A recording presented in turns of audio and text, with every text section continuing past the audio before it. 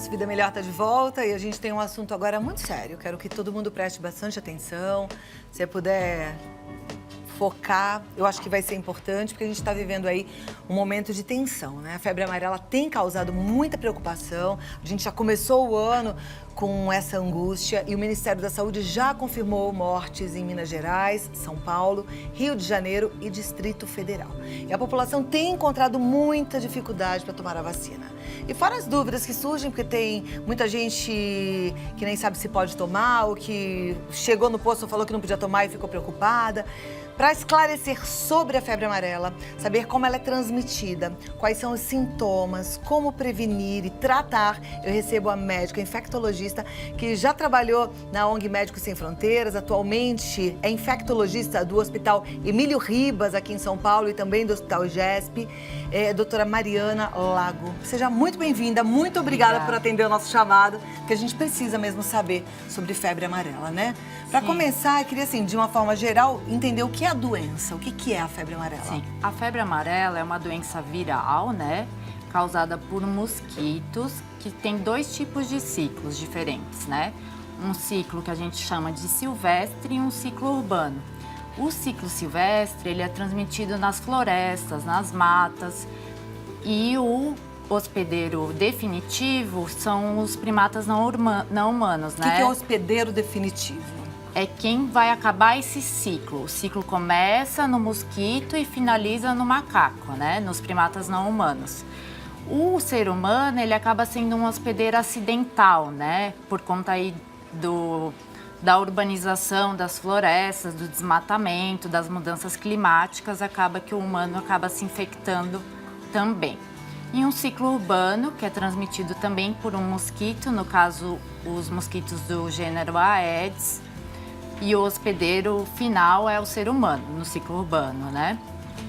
Já no ciclo silvestre, a gente fala nos macacos. E o humano acaba sendo acidentalmente também infectado. A gente ouve esse nome, o Aedes, a gente já pensa, é o mesmo da dengue? Isso, é o mesmo mosquito da dengue. Do Zika, do chikungunya. Então, esse mosquito, ele pode transmitir qualquer uma dessas doenças? Isso. Todas elas são chamadas arboviroses, né? Que são doenças transmitidas por insetos, no caso Aedes. Ok. Essa é uma doença que dá para controlar ou ela fatalmente leva a óbito? Não, ela é uma doença que dá para controlar, né? Tem as medidas de prevenção. No caso, a maior medida de prevenção para a febre amarela é a vacina, que ela é altamente eficaz, né? E ainda tem as outras formas de prevenir, através dos repelentes, das telas, dos mosquiteiros. Mas uma vez que a pessoa foi picada e contraiu a doença, tem tratamento? A febre amarela não tem nenhum tratamento específico, né? Ela não é como uma doença bacteriana que tem um antibiótico que vai lá e acaba com a bactéria. Ela não tem um antiviral específico, é tudo um tratamento que a gente chama de suportivo, né? São medidas para tentar manter a vida da pessoa. Mas lembrando que os casos graves da febre amarela são exceção, né? A grande maioria dos casos são formas leves. Na verdade, tem pessoas que nem sequer manifestam sintomas, né? Mas ela pode causar uma febre, uma dor no corpo, uma dor nas juntas, pode causar uma prostração, um mal-estar, enjoo, vômitos. Tem pessoas que quase não têm sintomas e tem pessoas que têm sintomas mais proeminentes, né? 15%, em torno de 15% desses casos podem evoluir para a forma mais grave da doença, né? Que é a forma que causa o amarelidão da pele, né, que a gente chama de icterícia, e as manifestações hemorrágicas, ou seja, os sangramentos, seja sangramento digestivo, pelas fezes, ou vômitos com sangue, ou sangramentos na pele, no nariz, na gengiva. E tem como detectar se a pessoa, mesmo com sintomas muito leves, foi infectada e está com a doença? Pode. Nós temos duas formas de fazer o diagnóstico da febre amarela, né? Isso através dos sinais e sintomas. Existem exames laboratoriais inespecíficos que sugerem a doença e tem o diagnóstico específico, né? Que é através da detecção do anticorpo no sangue da pessoa ou um outro exame que a gente chama de PCR, que detecta o material genético do vírus no sangue. Perfeito. A gente vai continuar falando sobre isso, tentando entender mais o que é essa doença daqui a 2 minutinhos. Segura aí um pouquinho que eu volto já. Eu já tô gostando muito do que a gente está ouvindo aqui, eu acho que é esclarecedor, mas se você também tem dúvidas, eu também tenho, vou fazer as minhas perguntas, pode mandar no nosso WhatsApp no 011 9 50 45 18 40, tá? Porque na verdade a gente precisa fazer a prevenção, a gente precisa entender, porque a gente precisa viver tranquilo, né? Vamos voltar para conversar mais sobre febre amarela, tentar entender essa doença? Pelo que você falou, doutora, eu entendi que não é todo mundo que vai contrair a doença que vai morrer. Isso, exatamente. Na verdade, os casos graves são exceções, né? Tá, o que já é uma boa notícia. Isso. Mas importante que todo mundo seja vacinado, não é? Sim. Antes da gente falar desse assunto, a procura da vacina está muito grande, né? E a nossa equipe de jornalismo foi para as ruas para saber se as pessoas estão conseguindo se vacinar e quais são as dificuldades que estão enfrentando. Vamos rodar, depois a gente continua conversando sobre vacina. Acompanhe. Os moradores da zona norte de São Paulo acordaram cedo para enfrentar essa fila, que está gigantesca, na tentativa de tomar a vacina contra a febre amarela. Algumas pessoas com os nervos à flor da pele disseram que está demorando demais. Não consigo, tem que chegar aqui 3 horas da manhã. A gente está para ir viajar, a vacina tem durabilidade 10 dias para ir viajar. O que a senhora vai fazer agora? Eu estou procurando particular, mas também não tem. Ou seja, continua desorganizado, né? Ah, coitado desse pessoal que vai ficar aí. Eu tenho que ir embora, eu tenho que trabalhar. Eu acho um cúmulo isso, ficar numa fila e receber 300 e depois ir embora, 300 senha. Isso não é normal. Eu já passei todos os postos aqui da Zona Norte, aí um posto indica para o outro, não tem vacina em canto nenhum. Aí indicaram que tinha aqui, a gente abriu pelo site da prefeitura também. Já no feriado, eles indicaram que aqui ia tá dando vacina, não tava. Aí indicaram hoje, aí você está falando isso, que são 300 senhas, né? E a gente vai para uma área de risco, então por isso que a gente está se sujeitando, entendeu? Do outro lado, gente um pouco mais calma, preparada para enfrentar a fila, na esperança de pegar uma das 300 senhas e se vacinar. Tá há quanto tempo na fila? Tô desde as 5h30 da manhã. Tem esperança de que vai tomar vacina hoje? Com certeza. Eles estão tentando fazer o melhor, né? Mas é complicado, né? Não tem fila especial para o senhor? Não, A fila é uma só. é uma só e olhe lá, hein? Ah, quem conseguiu se vacinar comemorou. Ficou quanto tempo na fila? Ah, nós chegamos aqui, acho que eram umas 7 horas. Então ficou pouco tempo. Fiquei. Rapidinho. Foi. Hoje foi, né?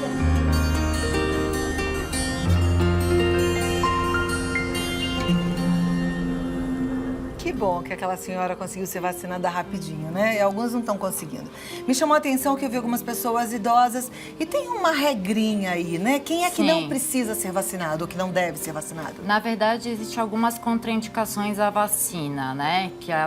Na verdade, como ela é uma vacina de vírus vivo, ou seja, ela manifesta como se fosse uma febre amarela numa intensidade menor depois que a gente adquire o anticorpo através da vacina, né?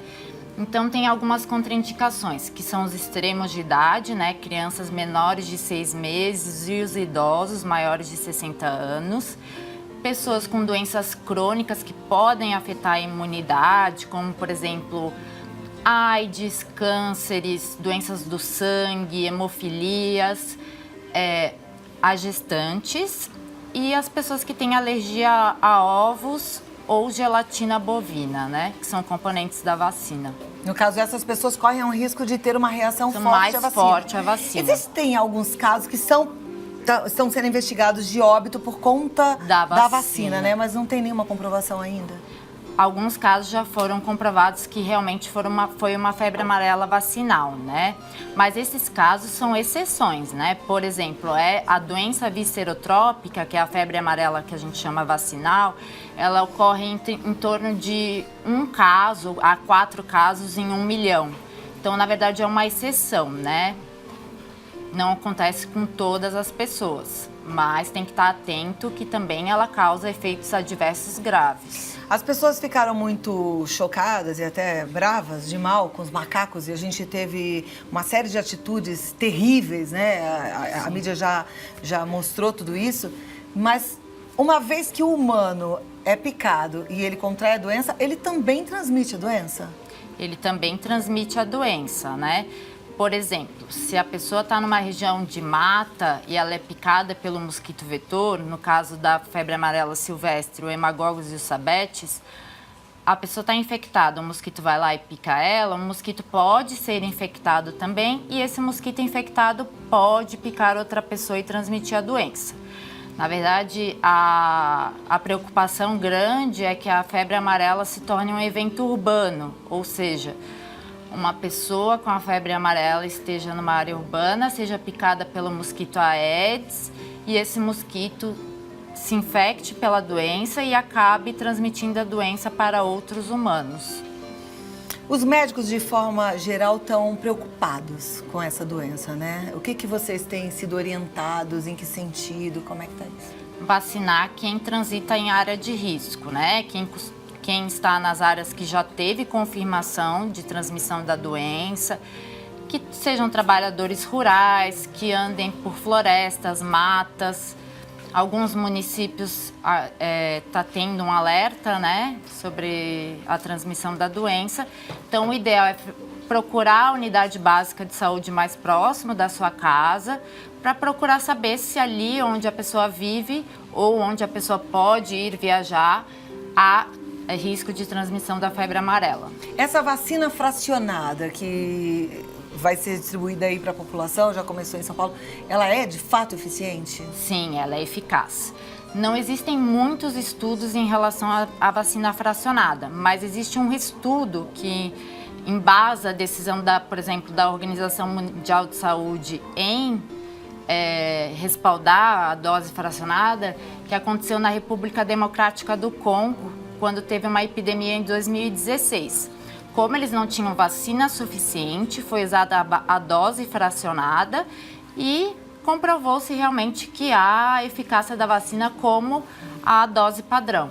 Perfeito. Eu volto aqui pra gente continuar e aí a gente vai pras perguntas, né? Você que mandou no WhatsApp, eu vou fazer as perguntas já pra doutora Mariana. Lembrando que a gente precisa ter responsabilidade, cuidar da nossa casa, deixar tudo sempre limpo. Aquela conversa que a gente tem antiga pra combater o mosquito da dengue, é a mesma coisa, é o mesmo mosquito. Então a gente precisa realmente tomar muito cuidado, cada um cuidar bem do seu quadrado, viu? Presta atenção. Agora vem cá. Mariana Lago, nós já temos muitas perguntas aqui, a turma quer saber, quer entender. A gente realmente fica preocupado, né? E essa questão da vacina é angustiante, porque o melhor era que tivesse vacina fácil para todo mundo e que todo mundo já tivesse sido vacinado, né? A nossa telespectadora, Karina, ela é de Adamantina, e ela fala assim: Cláudia, eu fui tomar vacina aqui na minha cidade e me disseram que eu não preciso, porque eu tomei a última dose em 2002. Disseram que eu estou imunizada para sempre. Será que é verdade? Fiquei muito em dúvida, tanto eu quanto meu marido. Karina, isso é verdade. Tomando uma dose na vida, pode se considerar imune para o resto.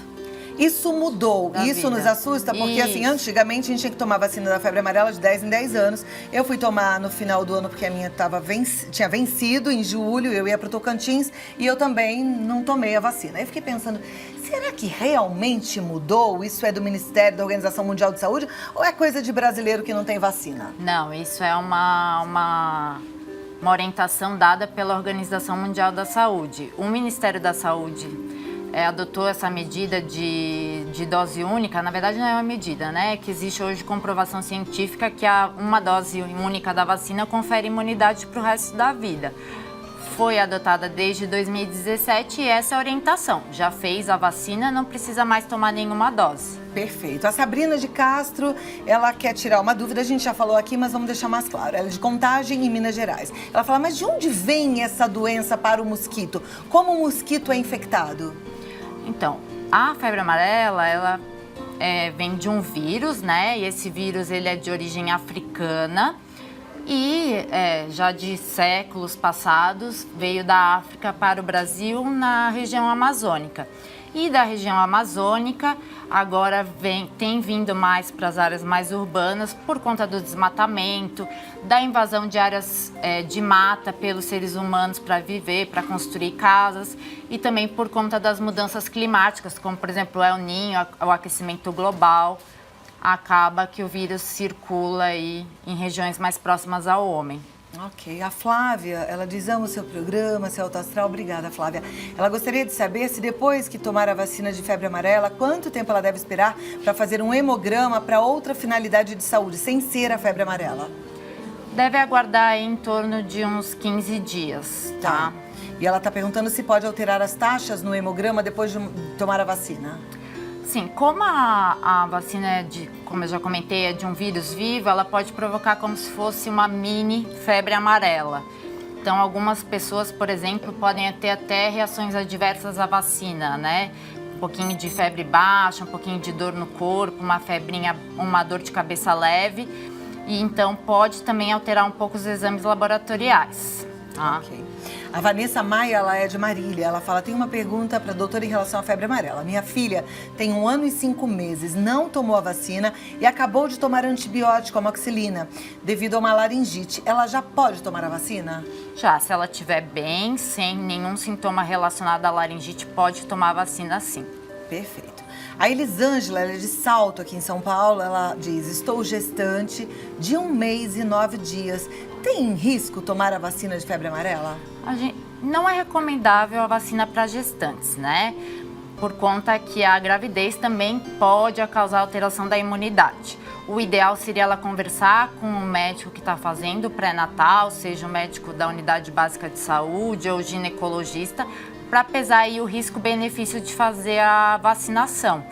Por exemplo, se ela vive numa área de risco em que há risco de transmissão da doença, talvez haja um benefício muito maior em ela fazer a vacina do que não ficar protegida. Essa dose fracionada, já que ela é uma dose menor, ela não seria menos arriscada para pacientes de risco, como a gestante, os idosos e os Isso bebês? a gente ainda não tem resposta, porque, como eu disse, tem poucos...